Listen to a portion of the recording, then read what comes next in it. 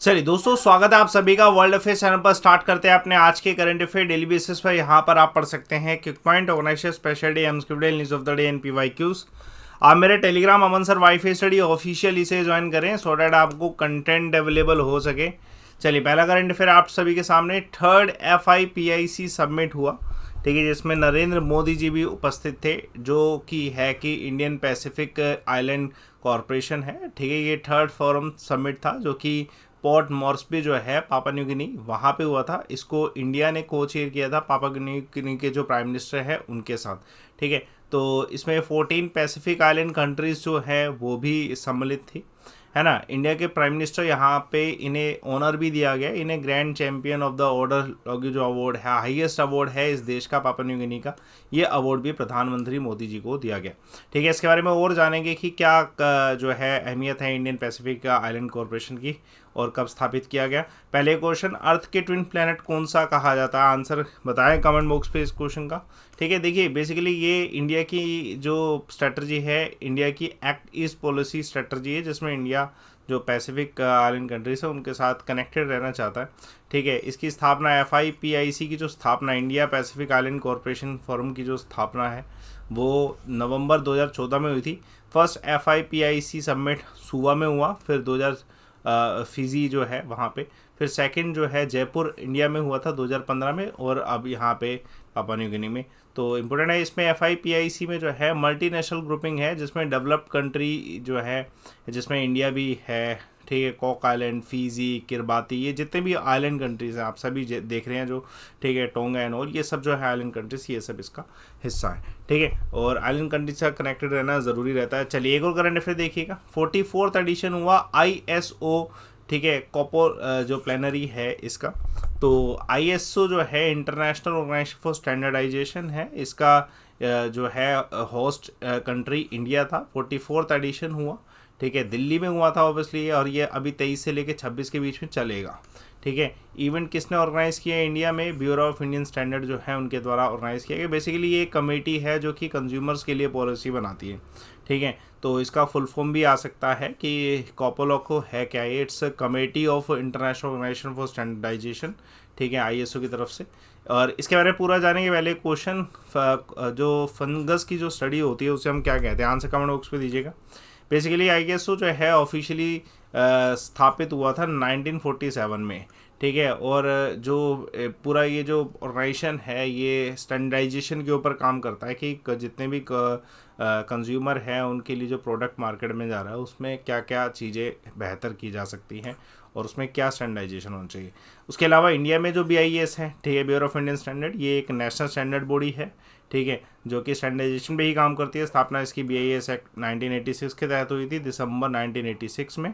और अभी लेटेस्ट में न्यू BIS एक्ट 2016 भी आया है, जिसको 2017 में, ठीक है, लागू भी किया गया था। एक और करंट अफेयर देखिए, साहस इनिशिएटिव।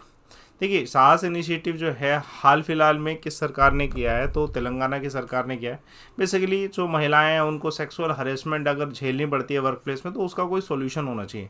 तो उसका एक सिस्टम बनाया गया है, साहस माइक्रोसाइट, साहस साथी चैटबॉक्स। ये बहुत ज़रूरी साहस व्हाट्सएप नंबर है, जहाँ पे अगर किसी तरीके से सेक्सुअल हरेसमेंट वर्क प्लेस पे होता है तो आप इसका डिटेल इस व्हाट्सएप नंबर पे डाल सकते हैं, ठीक है। क्विक रिस्पॉन्स दिया जाएगा। तो हैदराबाद में इस ऑनलाइन फैसिलिटी को लॉन्च किया गया है, ठीक है।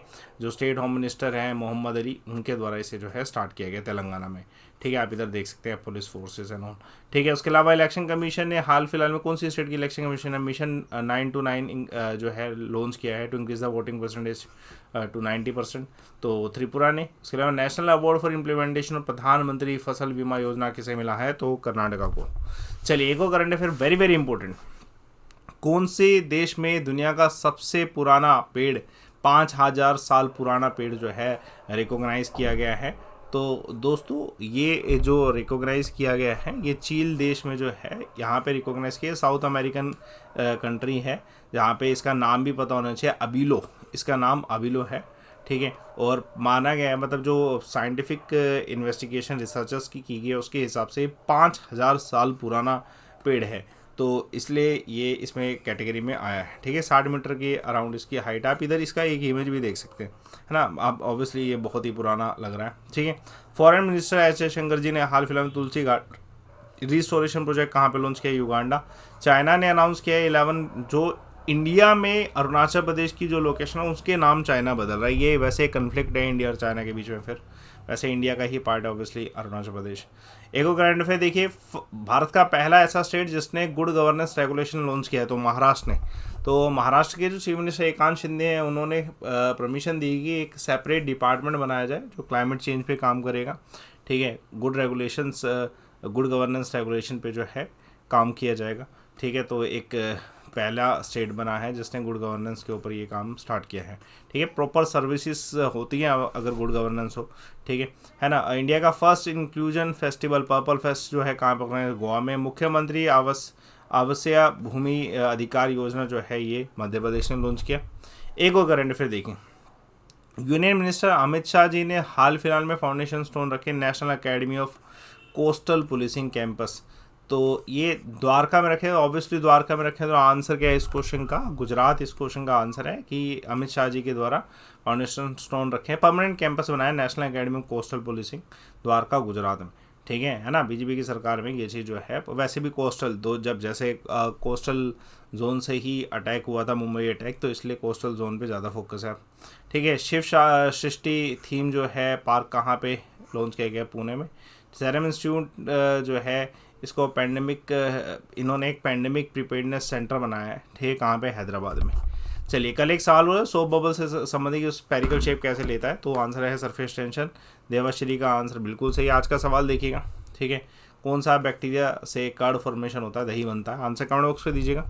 दोस्तों मेरा टेलीग्राम भी है अमन सर वाईफाई स्टडी ऑफिशियल, आप इसे ज्वाइन करें कंटेंट के लिए और सब्सक्रिप्शन ज़रूर लें। अगर आप सब्सक्रिप्शन लेते हैं तो आपको बेनिफिट होता है। लाइव अमन कोड से आपको एक बेहतरीन सब्सक्रिप्शन मिल जाएगा, कोड लाइव अमन यूज़ करके। बाकी आप सेशन को लाइक करें, शेयर करें, चैनल को सब्सक्राइब करें। Thanks a lot for watching.